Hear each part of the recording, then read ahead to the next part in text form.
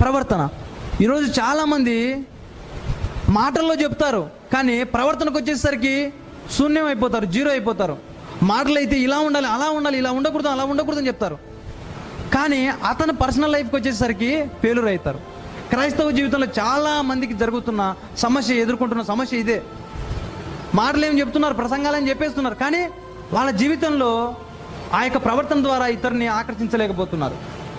అందుకే పౌలు గారు తిమోతికి హెచ్చరిస్తున్నాడు, నీ ప్రవర్తనలోనూ అనేకులకు మాదిరిగా ఉండాలి. నీ ప్రవర్తనలోనూ అనేకులకు మాదిరిగా ఉండాలి. నెక్స్ట్, ప్రేమ అంటేనే మనకు ఈ లోక ప్రేమ చాలా భయంకరంగా తెలుసు. మనకు